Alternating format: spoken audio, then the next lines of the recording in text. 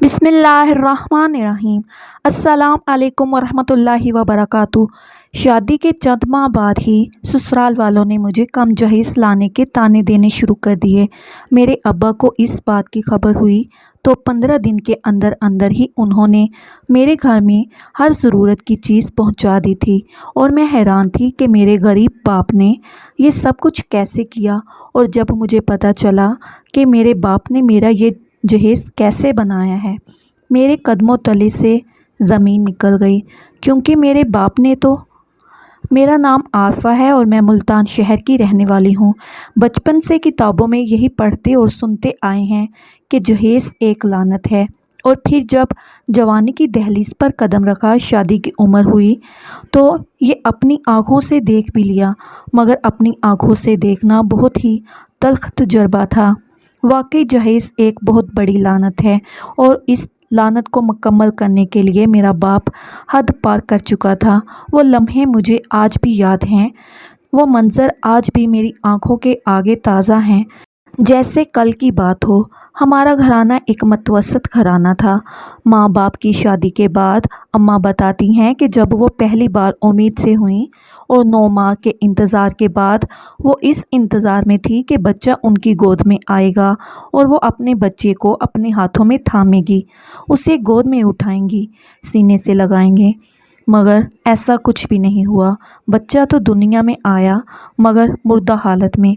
शादी के बाद किसी भी जोड़े के लिए पहली औलाद क्या खुशी रखती है, ये तमाम शादीशुदा लोग समझ सकते हैं। और फिर औलाद पहली हो, दूसरी या तीसरी औलाद तो माँ बाप के लिए औलाद ही होती है, मगर पहली ही औलाद का मुर्दा पैदा होना मेरे माँ बाप के लिए ये गम बहुत बड़ा था। अम्मा बताती हैं कि वो कई माह तक इस सदमे से बाहर नहीं निकल सकी थी। आहिस्ता आहिस्ता वक्त ने उस ज़ख्म को भरना शुरू किया। तकरीबन 6 माह बाद अम्मा फिर से उम्मीद से हो गईं और इस बार बहुत एहतियात से काम लिया गया। मुख्तलिफ़ डॉक्टरों से चेकअप करवाया गया, अद्वियात इस्तेमाल की गईं, हत्ता कि गांव देहात के रिवाज के मुताबिक पीरों फ़कीरों के पास भी चक्कर लगाए गए, सिर्फ इस गर्ज से इस दफ़ा बच्चा सेहतमंद तंदुरुस्त पैदा हो।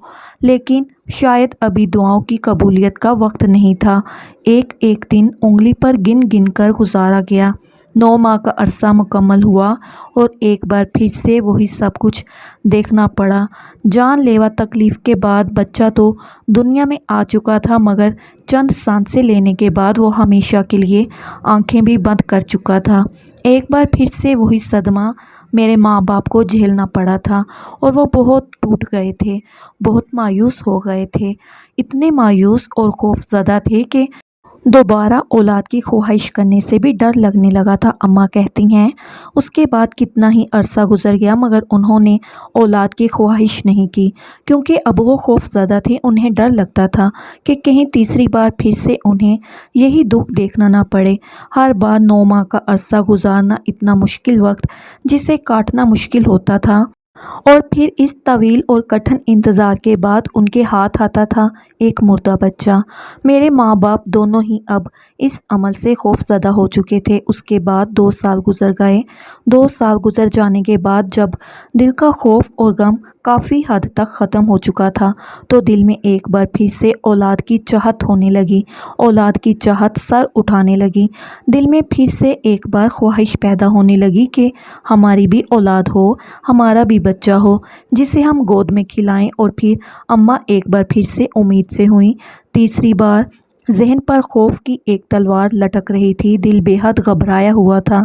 परेशानी हर वक्त दिलो दिमाग पर छाई रहती थी। यही खौफ सताए रखता था कि अब क्या होगा, आगे क्या होगा, क्या इस बार भी वही होगा, क्या इस बार भी मुर्दा बच्चा हाथ में आएगा, क्या हम कभी माँ बाप भी बन सकेंगे या नहीं। इस तरह के हज़ारों सवालात थे जो हर वक्त दिलो दिमाग को घेरे रखते थे। अम्मा बताती हैं कि वो रात को पुरसुकून नींद भी नहीं ले सकती थी। یہ خوف تھا کہ انہیں کسی پل بھی چین نہیں لینے دیتا تھا، مگر خدا پر بھروسہ بھی تھا، خدا پر یقین بھی تھا۔ نماز میں ان کی دعائیں طویل تر ہو گئی تھیں۔ وہ نماز پڑھنے کے بعد گھنٹوں جائے نماز پر بیٹھ کر خدا کے حضور گڑ گڑا کر دعائیں کرتی تھی کہ اس بار انہیں مایوس نہ کیا جائے، اس بار انہیں خالی ہاتھ نہ لوٹایا جائے، اس بار ان کی گود بھر دی جائے۔ 2 بار وہ زخم دیکھ چکے تھے، تیسری بار ان کی دعاؤں میں بہت تڑپ آ چکی تھی اور شاید اسی تڑپ پر خدا کو رحم آ چکا تھا۔ اور تیسری بار میرے ماں باپ کی گود میں نے آنکھ کھولی۔ اماں بتاتی ہیں کہ تمہیں گود میں لینے کے بعد مجھے یقین نہیں آتا تھا کہ میری گود میں ایک زندہ جیتا جاگتا وجود، ایک بچہ موجود ہے۔ وہ رات کو کئی بار اٹھ کر میری طرف دیکھتی، یہ یقین کرتی کہ ہاں ان کی بچی، ان کی بیٹی زندہ ہے۔ انہیں میری پیدائش کے 2 ماہ بعد تک بھی یہی خوف لگا رہتا تھا کہ نہ جانے ان کی بیٹی سانس بھی لے رہی ہے یا نہیں، ان کی بیٹی زندہ بھی ہے یا نہیں۔ ہر وقت یہی دھڑکا رہتا تھا کہ شاید آج آخری دن ہے، شاید کل وہ اپنی بیٹی کو نہ دیکھ پائیں۔ اسی ڈر سے وہ رات سوتی بھی نہیں تھی، مگر خدا ان پر مہربان ہو چکا تھا۔ میری پیدائش کو جب 2 مہینے گزر گئے تو آہستہ آہستہ ماں باپ کے دلوں کا خوف زائل ہونے لگا۔ انہیں اس بات پر یقین آنے لگا کہ خدا نے ان پر مہربانی کر دی ہے، خدا نے ان کی گود میں اولاد کی نعمت ڈال دی ہے۔ اور اب میرے ماں باپ نے دل و جان سے میری پرورش شروع کر دی۔ میں اپنے ماں باپ کی اکلوتی بیٹی تھی، 2 مردہ بچوں کے بعد ایک زندہ اولاد جسے انہوں نے واقعی ہاتھ کا چھالا بنا رکھا تھا۔ لوگ میرے اماں ابا کو دیکھ کر ہنسا کرتے تھے، مگر اماں ابا کو کسی کی کوئی پرواہ نہیں تھی۔ میری ذات ہی ان کی زندگی کا محور بن چکی تھی، مجھ سے ہی ان کا دن شروع ہوتا تھا اور مجھ پر ہی ان کا دن ختم ہوتا تھا۔ مجھے چھینک بھی آ جاتی تو میرے ماں باپ کو نیند نہیں آتی تھی۔ اسی طرح ایک ایک دن کر کے میرے ماں باپ نے نہ جانے کن مشکلوں اور مصیبتوں سے مجھے بڑا کیا۔ جب ذرا میں 7-8 سال کی ہو گئی تو ماں باپ نے کچھ سکھ کا سانس لیا، کیونکہ اب کافی حد تک ان کی پریشانی کم ہو چکی تھی۔ اور پھر وقت یوں ہی دھیرے دھیرے گزرتا گیا۔ میں ماں باپ کے آنگن میں کھیلتے کودتے بچپن سے لڑکپن اور پھر لڑکپن سے جوانی کی دہلیز پر قدم رکھ چکی تھی۔ بیٹی جوان ہو تو ماں باپ کو فکر کھانے لگتی ہے، اور میرے ماں باپ کو تو دوہری فکر تھی۔ ایک تو یہ کہ بیٹی کو بھی آخر رخصت کرنا ہے، اور دوسری یہ کہ اپنی لاڈلی بیٹی، اپنے جگر کے ٹکڑے کو رخصت کرنا ہے۔ اگلا گھر کیسا ہوگا، وہ لوگ کیسے ہوں گے، بیٹی کے ساتھ کیسا سلوک کریں گے، شوہر کیسا ہوگا، اس کا مزاج کیسا ہوگا، وہ لوگ بھی مجھے اتنی ہی محبت سے رکھیں گے، مجھے اپنی آنے والی زندگی میں مشکلات یا آزمائشوں کا سامنا کرنا پڑے گا۔ اس طرح کی بہت سی سوچیں میرے ماں باپ کو پریشان رکھتی تھی۔ مگر یہ تو قانون قدرت ہے، بیٹیاں تو سب نے رخصت کی ہیں، غریب ہو یا امیر، کوئی بھی بیٹی کو گھر رکھتا نہیں ہے۔ میرے ماں باپ نے بھی دل کڑا کیا اور میرے لیے رشتے کی تلاش شروع کر دی۔ بہت سے رشتے دیکھنے کے بعد آخرکار ایک جگہ بات پکی کر دی گئی۔ لڑکے کا نام ساجد تھا۔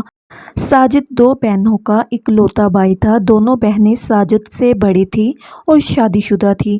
میرے اماں ابا نے اللہ کا نام لے کر یہاں پر میری بات پکی کر دی۔ میرے ہاتھ میں ساجد کے نام کی انگوٹھی جگمگانے لگی اور 4 ماہ بعد شادی کی تاریخ رکھ دی گئی۔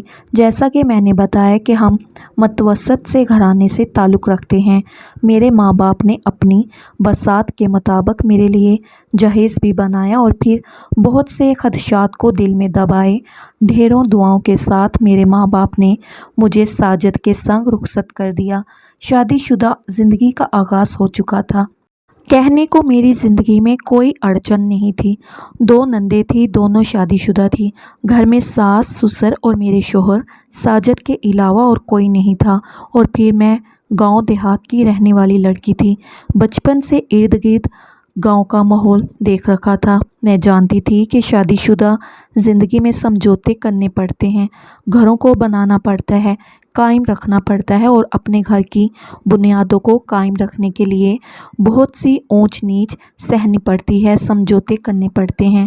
اور میں اس کے لیے دلی اور دماغی طور پر بھی تیار تھی، مگر جیسے جیسے وقت گزرتا گیا مجھے احساس ہوا کہ میری زندگی میں پیش آنے والے مسائل وہ نہیں جو عام طور پر لڑکیوں کو پیش آتے ہیں، جیسے ساس اور نندوں کے مسائل، گھریلو جھگڑوں کے مسائل۔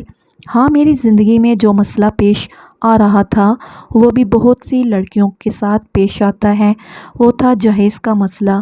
میری ساس اتنے دن مجھے کوئی نہ کوئی بات لے کر سنانا شروع کر دیتی تھی، کیونکہ میرے جہیز میں واشنگ مشین، فریج اور ٹی وی نہیں تھا، بڑی بڑی مشینری نہیں تھی، بہت زیادہ فرنیچر نہیں تھا۔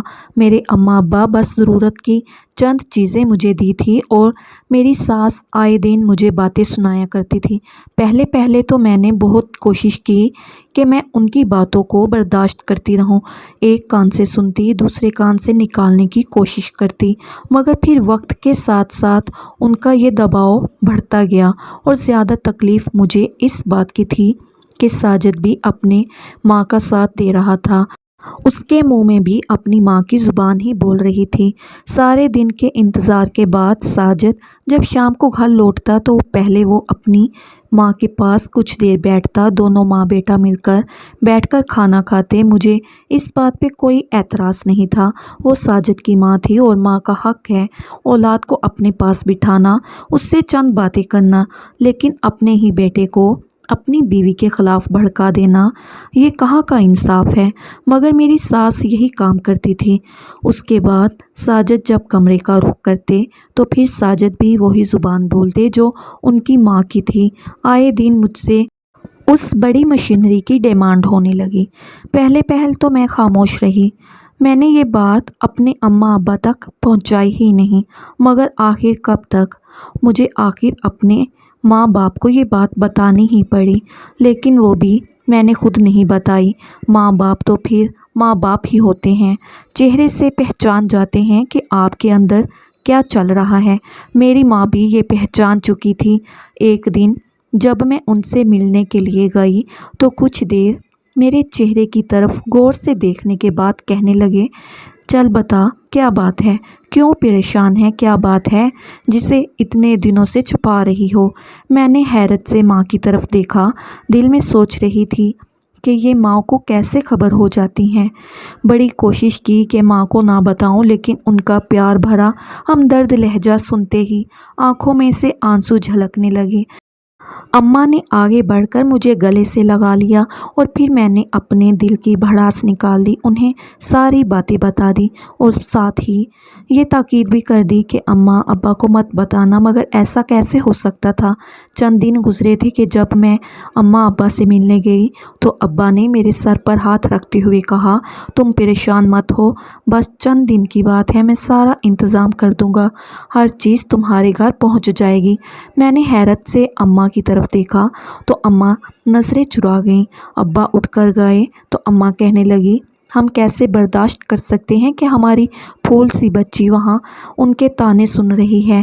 کوئی بات نہیں، ہم جیسے تیسے کر لیں گے، گھر میں کچھ زیور پڑا ہے میرا، وہ بیچ لیں گے، ہم کسی بھی طرح کر کے تمہارے سسرال میں وہ چیزیں پہنچا دیں گے جو تمہارے جہیز میں نہیں تھی، تم فکر مت کرو۔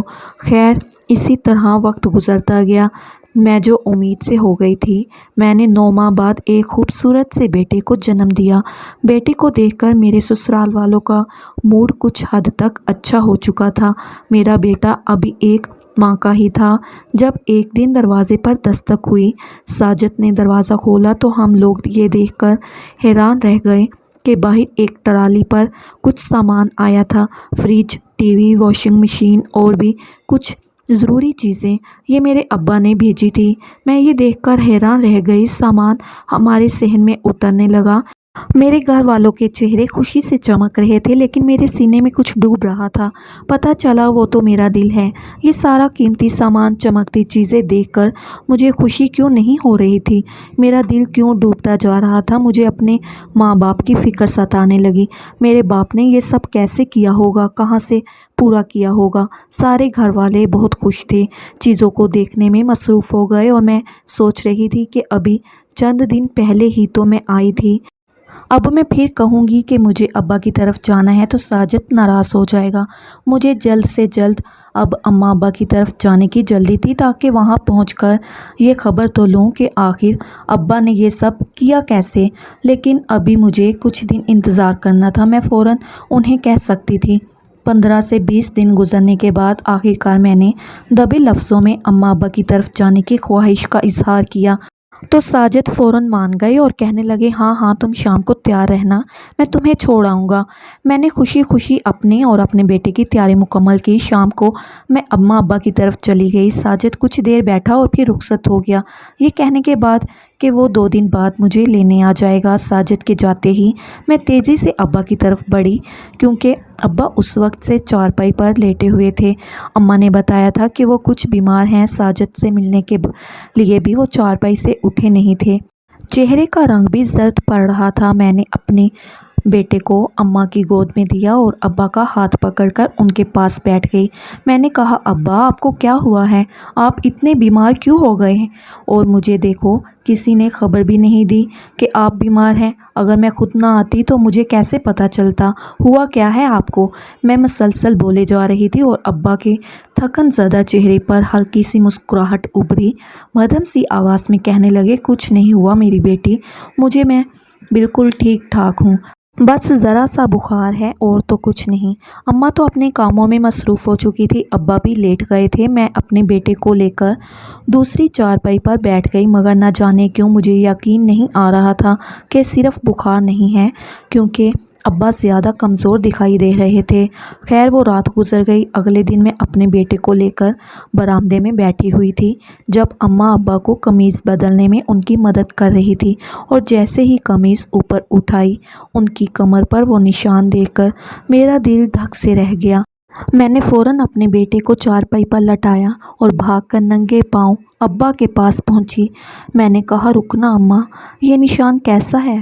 ابا کا تو چہرہ زرد تھا ہی، ماں کا بھی چہرہ زرد پڑ گیا۔ انہوں نے جلدی سے ابا کی قمیض نیچے کی اور کہنے لگی نہیں نہیں کچھ نہیں۔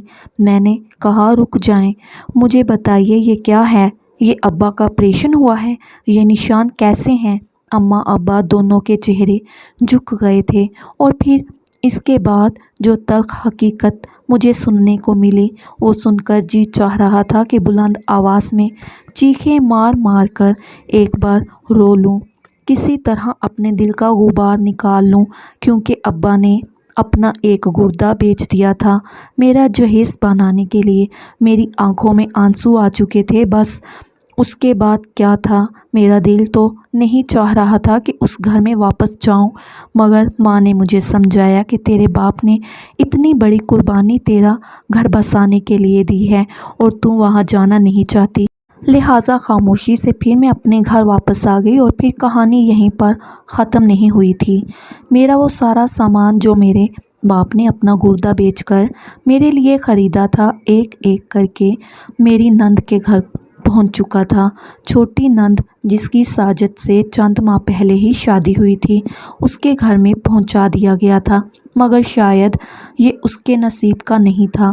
شادی کو 2 سال گزرے، وہ اپنے سسرال کو اولاد نہ دے سکی تو انتظار کرنے کی بجائے ان لوگوں نے اپنے بیٹے کی دوسری شادی کر دی، اور میری نند اپنے بھائی کے گھر واپس آ چکی تھی، ساتھ ہی وہ سامان بھی۔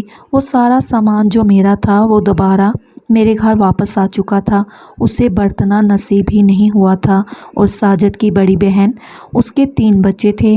ایک دن شوہر کام سے لوٹتے وقت روڈ ایکسیڈنٹ میں مارا گیا۔